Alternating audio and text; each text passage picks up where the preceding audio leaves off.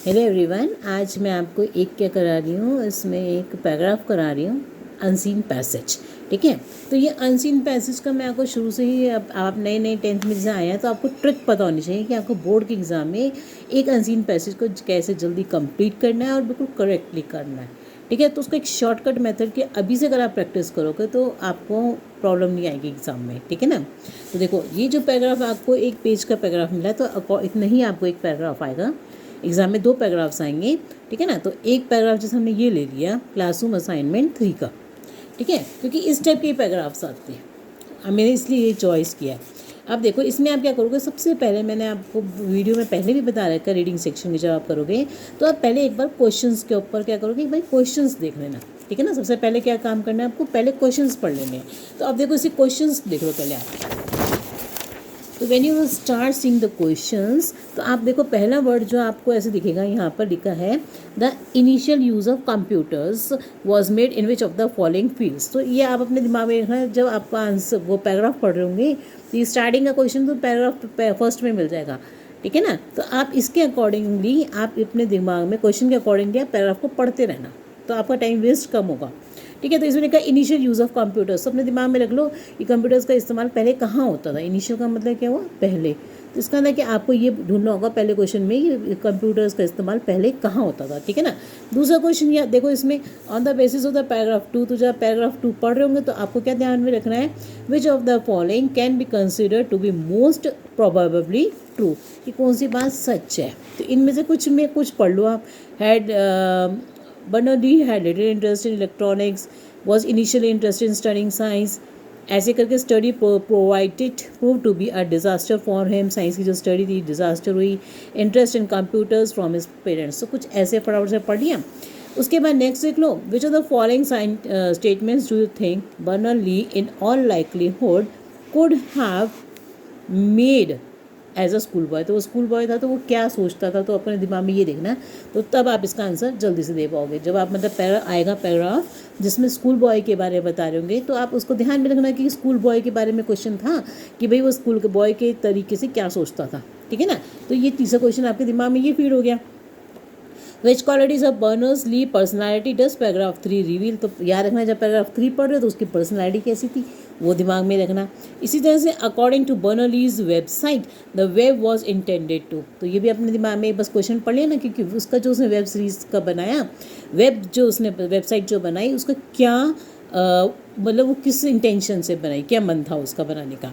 और विच of the following statement is not true, तो ये पढ़ते पढ़ते आपको ध्यान में समझ में आई जाएगा पैराग्राफ में। Choose the option that correctly identifies the following statements है ट्रू एंड फॉल्स। तो इसके अंदर भी ट्रू और फॉल्स में बहुत सारे स्टेटमेंट्स होते हैं, तो वो ऐसे एग्जाम में आती भी नहीं है। एग्जाम में इस टाइप का क्वेश्चन नहीं आता कि कितनी सारी स्टेटमेंट ट्रू है या फॉल्स है। ठीक है ना, ये तो आपको इसमें ऐसे ही पैराग्राफ में मतलब इन्होंने दे रखा है क्वेश्चन। मेनली क्या आता है कि कोई वर्ड आ जाता है उसका ऑपोजिट बताओ, कोई वर्ड आ जाता है उसका सिनोनियम बताओ, एंटोनियम बताओ, या जो है इसका मीनिंग क्या है सेंटेंस वर्ड, इस वर्ड दे रखा होगा उसका क्या मीनिंग है उसके अकॉर्डिंगली पैराग्राफ के। तो इस टाइप के क्वेश्चन आते हैं, ये ट्रू फॉल्स वाले नहीं आते। ये आएंगे तो 2 लाइनें आ सकती हैं, 3 आ सकती हैं कि कौन सी स्टेटमेंट ट्रू है अकॉर्डिंग टू द पैराग्राफ, तो इतनी सारी नहीं आती हैं। ठीक है ना, विच of the following sentences illustrate the correct use of the word pragmatic. अब देखो इसमें एक वर्ड आ गया प्रेगमेटिक, तो आपको अपने दिमाग में रखना है कि ये वर्ड जो ऐसी है उसको मार्क कर लेना है और इसका मीनिंग जो है आपको पैराग्राफ में रखना है, अपने माइंड में रखना। जैसे कि मतलब पैराग्राफ पढ़ रहे हो कि ये वर्ड हमें इसका मीनिंग बताना होगा। तो इनफ्रिंज अपॉन, अब ये पढ़ी ना आपने, तो टू इनफ्रिंज अपॉन, अब जैसे ही आप पढ़ रहे होंगे पैराग्राफ इस वर्ड को क्या कर लोगे आप, अंडरलाइन कर लेना। ठीक है, ऑब्जेक्टिव ऑफ बर्नर्लीज न्यू प्रोजेक्ट, और फिर इसके बाद शब्द आ गया सॉलिड, तो ये वाले वर्ड जो उसका प्रोजेक्ट है इसके बारे में पढ़ना है, मतलब आपको पैराग्राफ के बारे में। तो इस तरह से आपने क्वेश्चन अपने थोड़े से अपने क्या कर लोगे, आप एक बार देखा दूसरी बार देखा उसको ऐसे ही आंख पढ़ लिया उनको, अब फिर आ जाओ आप पैराग्राफ के ऊपर। ठीक है, अब देखो आप पैराग्राफ पे आओ।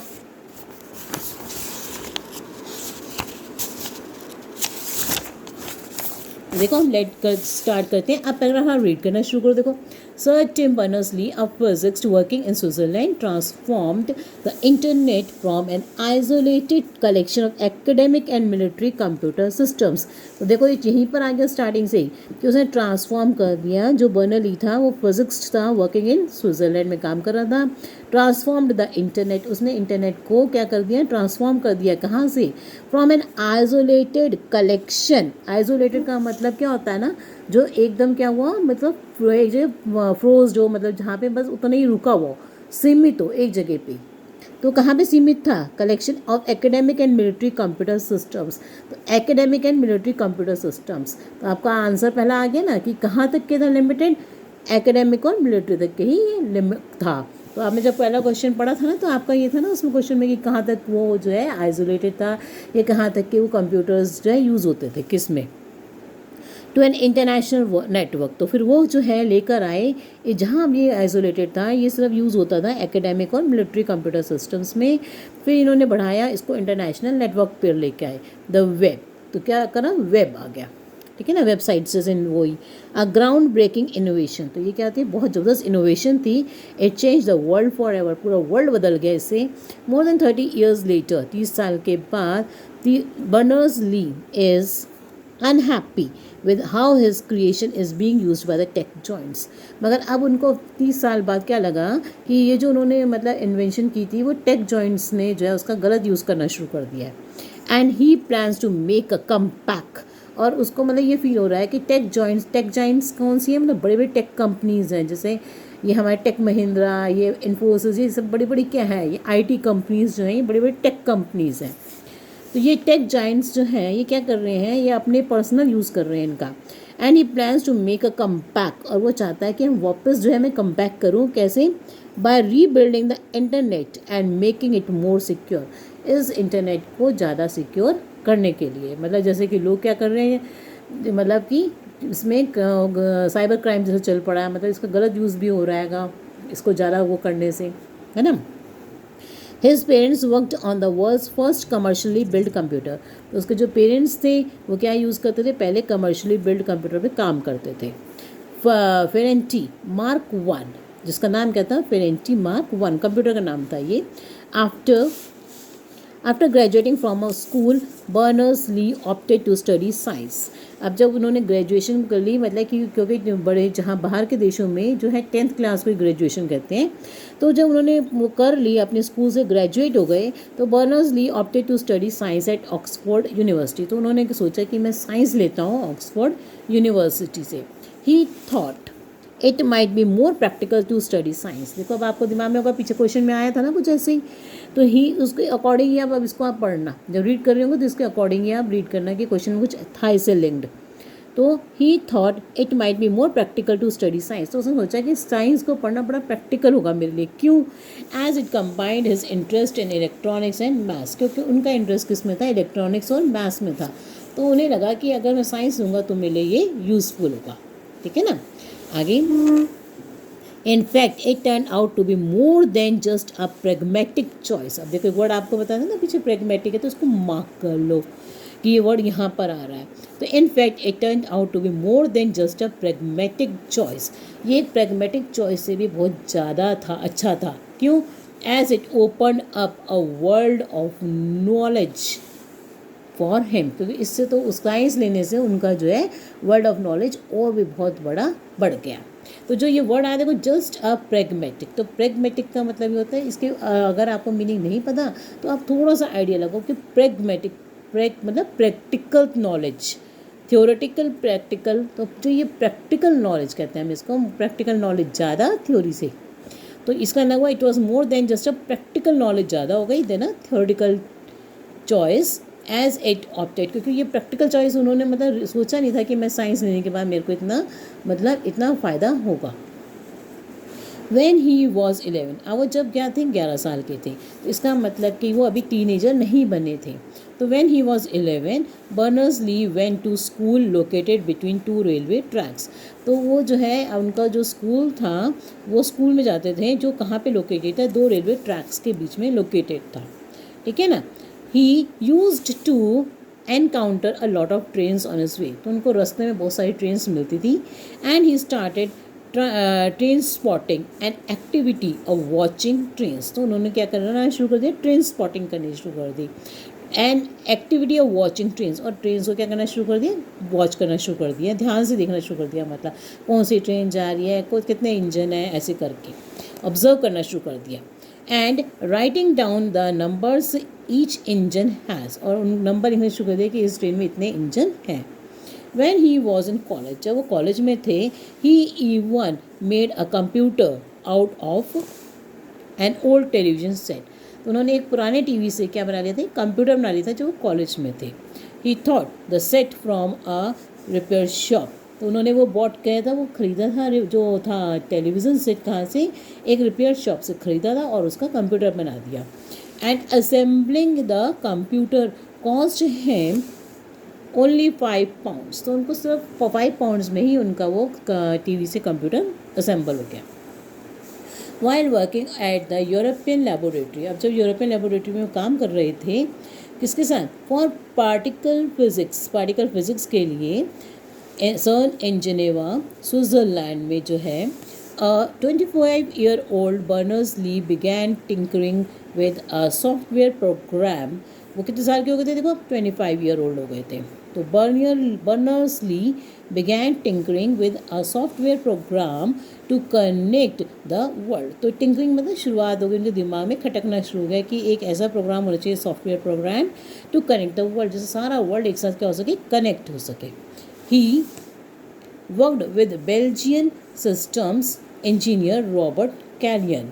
अब उन्होंने किसके साथ काम करना शुरू करा, बेल्जियन रॉबर्ट कैलियन के साथ शुरू किया, to refine the proposal for a hyper text, जिससे कि वो क्या कर सके, रिफाइन मतलब उसको और अच्छा कर सके, किसको, एक हाइपर टेक्स्ट को, हाइपर टेक्स्ट सिस्टम को, ठीक है ना, which eventually led to the creation of the world wide web, और जिससे क्या हुआ, वर्ल्ड वाइड वेब बन गया, WWW बना, ठीक है ना, उनके इसके साथ काम करने के साथ। He also created the first web, उन्होंने सबसे पहली वेब भी शुरू बनाई, कब बनाई इसके अंदर, on August, browser and editor, sorry, he also created the first web browser and editor, सबसे पहले उन्होंने वेब बनाई, वेब ब्राउज़र एंड एडिटर उन्होंने सबसे पहले बनाया।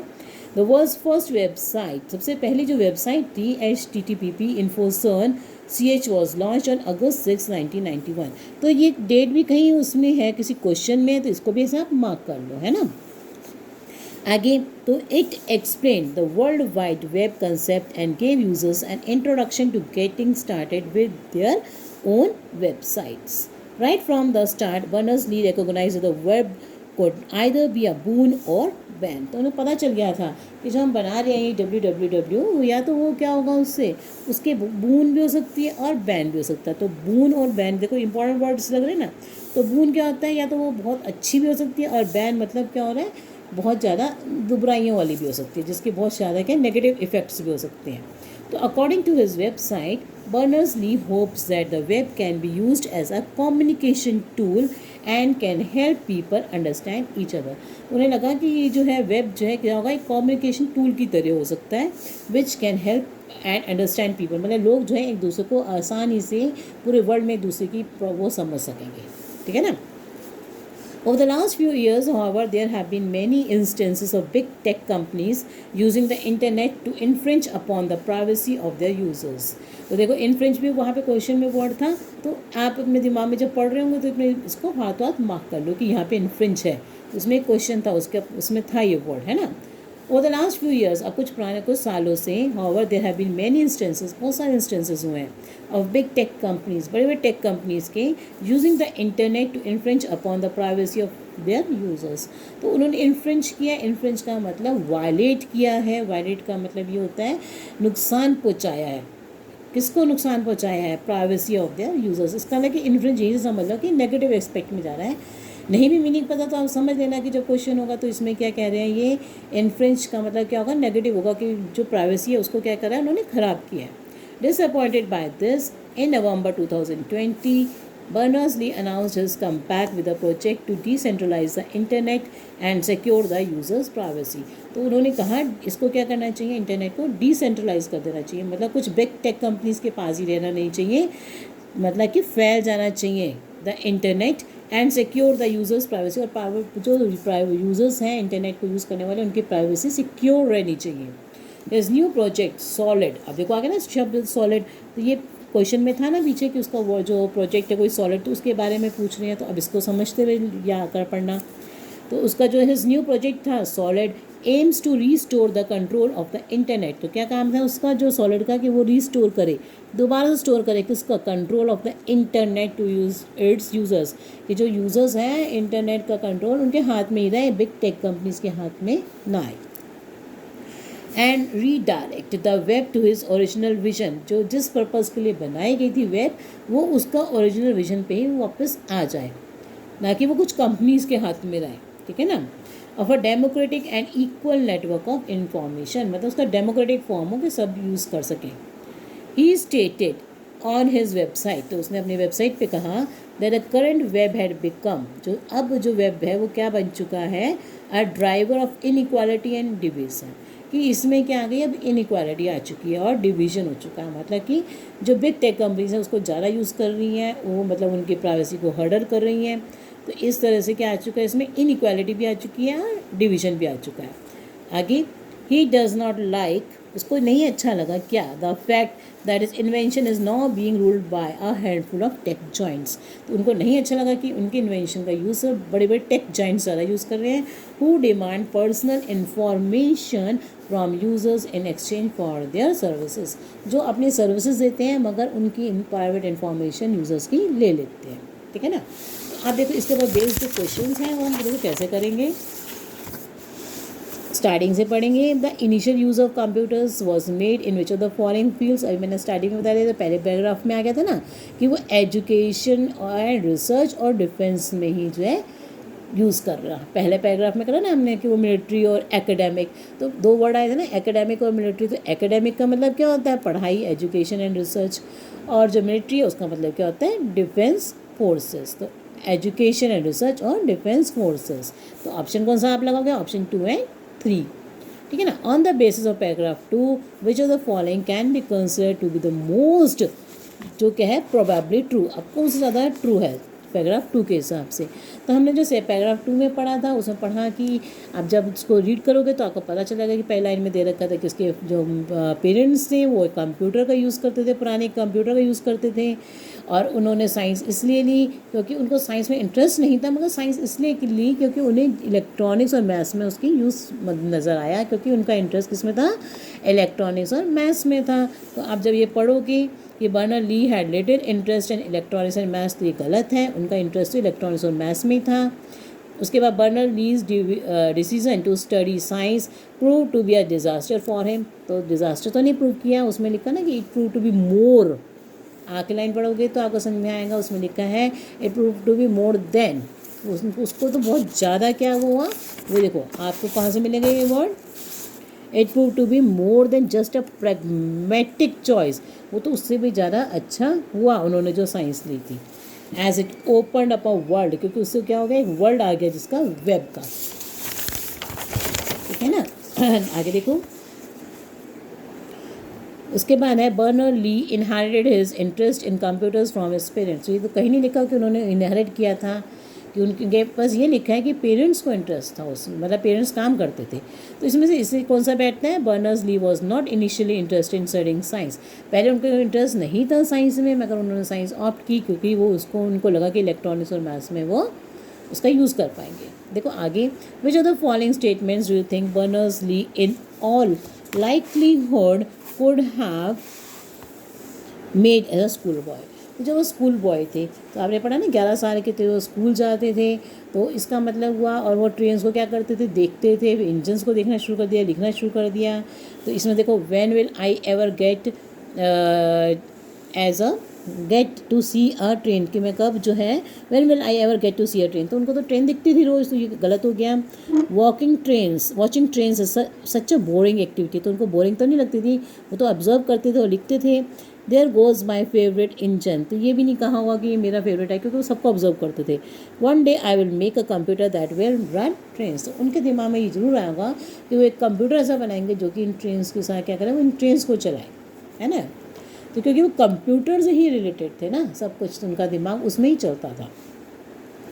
आगे देखो, which qualities of Berners Lee personality does paragraph 3 reveal. तो क्या पर्सनैलिटी उनकी पता चलती है, अब देखो, a keen sense of observation and inventiveness and creativity. क्योंकि आप जब पैराग्राफ 3 पढ़ोगे तो आपको उसमें पता चलेगा कि वो ऑब्जर्व करते थे, इंजन्स को ऑब्जर्व करते थे, और उसी पैराग्राफ में ये भी लिखा है कि वो क्या बना, उन्होंने एक टीवी से एक कंप्यूटर में कन्वर्ट कर दिया, एक टीवी को, पुराने टीवी को कंप्यूटर में कन्वर्ट कर दिया। तो इसका मतलब है कि वो ऑब्जर्व करते थे इंजन्स को, तो ऑब्जर्वेशन की बात आएगी, एंड इन्वेंटिवनेस एंड क्रिएटिविटी की बात आएगी कि वो कैसे उन्होंने इन्वेंट करा। ठीक है, according to Berners Lee website, उनकी बर्नर ली की वेबसाइट के according the web was intended to, तो उन्होंने वेब क्यों बनाया था कि जिससे लोग आपस में एक दूसरे को समझ सकें। ठीक है ना, तो इससे क्या है, improve communication and greater understanding among people. जब आप पढ़ रहे होंगे तो आपको उसके अंदर वो लाइन मिल जाएगी ये पैराग्राफ में कि क्या चाहते थे वो, उन्होंने इम्प्रूव किया किसको, कम्युनिकेशन को, and greater understanding among people. तो ये बार बार उन्होंने रिपीट किया भी है, वो इसलिए बना रहे थे। आगे देखो, which of the following statement is not true. तो कौन सा स्टेटमेंट नहीं ट्रू है, तो देखो इसमें जब आप पढ़ रहे होंगे आपको मैंने बताया कि इसमें Berner Lee single handedly improved the proposal for a hyper text system. तो उन्होंने सिंगल हैंडेड नहीं किया था, उन्होंने किसी और की हेल्प ली थी। उसमें साइंटिस्ट का नाम लिखा है इस पैराग्राफ में, जो मैं आपको बता दूं कि इसमें जब उन्होंने क्या करा था, जब आपने पढ़ा ना कि जब वो जो है बना रहे थे तो उन्होंने जो है क्या कहते हैं, इस देखो या जो रॉबर्ट केलन, आपको नाम याद है ना कि एक सब इसमें आया, रॉबर्ट केलन की उन्होंने क्या ली थी, हेल्प ली थी टू रिफाइन करने के लिए। ठीक है ना, तो सिंगल हैंडेडली उन्होंने नहीं बनाया, तो ये रॉन्ग है। आप देखो आगे इसी तरह से, which of the following statement ये हो चुका है हमारा, चूज़ द ऑप्शन करेक्टली। इसमें से ये बताना है कि कौन सी राइट है और कौन सी रॉन्ग है। तो इसमें से आपको मैं एक तरीका बता देती हूँ, आपको जो लगते हैं कि जो ऑप्शंस राइट हैं आप वो ले लो पहले, है ना। जब आप इसमें पढ़ोगे तो आपको पहला सेंटेंस देना, पहले लिखा है, before Berners Lee the internet use to be just a collection of academic and military computer systems. तो ये तो ठीक है कि पहले जो है, जब उसके आने से पहले ये एकेडमिक और मिलिट्री कंप्यूटर सिस्टम के ऑप्शन क्या थी, सही है ना, पहली लाइन में लिखा है इन्होंने पैराग्राफ में, तो इसका मतलब ये लिख दो, पहला क्या है, ठीक है। अब देखो पहला वाला ठीक है, तो आप जो है इसमें देखो नीचे चार ऑप्शंस हैं, तो जिसमें पहले वाला ट्रू है, जो आपको पता है कि पहला वाला ट्रू है, तो उन ऑप्शंस पे आ जाओ। तो जब आप देखते हो सी वाले में ट्रू हुआ है कौन सा, फर्स्ट वाला, और डी वाले में ट्रू हुआ है कौन सा, फर्स्ट वाला। अब आ जाओ थर्ड को पढ़ो, थर्ड वाला देखो आपके अकॉर्डिंग क्या है, वो ठीक है, तो थर्ड वाला भी ठीक होना चाहिए। Berners Lee decision to study science open up a world of knowledge for him. ठीक है ना, उसे साइंस को लेने से उसके वर्ल्ड ऑफ नॉलेज क्या हो गया था, बढ़ गया था ना आगे। तो इसका थर्ड भी ठीक है। अब देखो फर्स्ट 3 एंड 6 है, इसके अंदर डी में फर्स्ट 3 एंड 7 है, तो अब प्रॉब्लम है 6 और 7 की, तो इनमें से जो ठीक होगा वही ऑप्शन हो जाएगा। तो 6 देखो, पहले 6 देख लो आप, 6 वाले में है the world's finest website was launch on 6 August 1991। तो क्या ये डेट दे रखी है इसमें 6, हाँ, तो ये डेट दे रखी है कि ये ट्रू है, तो इसे ऑप्शन कौन सा हो जाएगा, फर्स्ट 3 एंड 6 ट्रू है, तो इसे ऑप्शन हो गया सी। भाई इतना ही करना और सबको छोड़ दो, ठीक है। और वैसे एग्जाम में आपके ये आएगा भी नहीं इस टाइप का क्वेश्चन इतना लंबा। नेक्स्ट देखो, which of the following state में sentences illustrates the incorrect use of the word pragmatic. तो आपको प्रैग्मेटिक का मतलब पता है ना कि प्रैग्मेटिक का मतलब ये होता है मोर प्रैक्टिकल देन थियोरेटिकल, मतलब प्रैक्टिकल वे में ज़्यादा और थियोरेटिकल वे में कम हो। तो अब जब ये तो अकॉर्डिंगली अब आप इसमें से ये समझ सकते हो कि the prime minister's decision to not resign was very pragmatic. तो ये अकॉर्डिंगली हम ये ठीक बैठता है इसमें, क्योंकि जब प्राइम मिनिस्टर को रिज़ाइन करना पड़ता है, रिज़ाइन करना पड़ता है, तो उसके लिए तो कंपलसरी होता है या उसका टाइम पीरियड ख़त्म हो जाता है तब रिज़ाइन करना पड़ता है। तो वो प्रैक्टिकल बात नहीं है, उसमें थ्योरेटिकल ज़्यादा होती है कि जो जैसे चल रहा है वैसे ही करना पड़ता है, ठीक है ना। तो इसलिए ये वाला मार्क किया मैंने। नेक्स्ट देखो, टू इन्फ्रिंच अपॉन। टू इन्फ्रिंच अपॉन का मतलब बताया था ना मैंने आपको जब पढ़ा रही थी कि वो उन्होंने क्या करा, इन्फ्रिंच किया, तो क्या कहेंगे उसका, इसमें से जो है वर्ड जो बताया था मैंने आपको, वायलेट। पैराग्राफ जब 6 पढ़ेंगे तो आपको उसमें समझ में आ जाएगा कि इससे क्या करा, जो बिग टेक कंपनीज थी उसमें सेंटेंस में है कि वो इन्फ्रिंच किया, उन्होंने इन्फ्रिंच किया मतलब वायलेट करना। The objective of Berners Lee's new project Solid is to, अब देखो सॉलिड वर्ड आया था तो उनका जो सॉलिड जो था उन्होंने ये कहा था कि जो बिग टेक कंपनीज़ हैं वो क्या कर रही हैं, वो मतलब कि प्राइवेट वाला यूज़र्स की क्या कर रही हैं, प्राइवेसी को नुकसान पहुंचा रही हैं। तो make internet users it's real controllers, तो वो चाहते थे कि जो इंटरनेट यूज़र्स हैं वही उसके कंट्रोलर्स हों, बिग टेक कंपनीज ना, तो ये चाहते थे वो, है ना। तो based on your reading of the passage से which of the statements Berner Lee is least likely to make, तो सब तो मतलब कौन सी स्टेटमेंट जो कभी ना बनाना चाहे, तो कौन सी नहीं बनाना चाहते थे वो, आई am glad that the internet is now controlled bye a few take Giants, इसके तो बिल्कुल ही अपोजिशन में थे ना वो, कि वो तो चाहते ही नहीं थे टेक जाइंट्स इसको यूज़ करें, तो ये वाली लाइन आ गई, क्योंकि वो ये कभी भी नहीं बनाएंगे स्टेटमेंट, क्योंकि वो उन्होंने तो फिर सॉलिड बनाया कि भाई जैसे कि यूज़र्स इंटरनेट यूज़र्स के पास ही रहे, उनकी प्राइवेसी डिस्ट्रॉय ना हो, बिग टेक कंपनीज के पास कुछ ना जाए ऐसे करके, तो ये स्टेटमेंट कभी भी नहीं बनाएंगे। I am glad that the internet is now controlled by few tech giants, ठीक है ना। Which are the following is the most suitable title, तो मेरे हिसाब से जो मोस्ट सूटेबल टाइटल बैठता है वो है द WWW मैन, क्योंकि इसमें सब कुछ आ जाता है, उसके बारे में ही है सारा कुछ, तो WWW man. Okay, now thank you for watching my video, and please अगर आपको मेरी वीडियो में से बहुत हेल्प मिल रही है then please like share and subscribe. Thank you.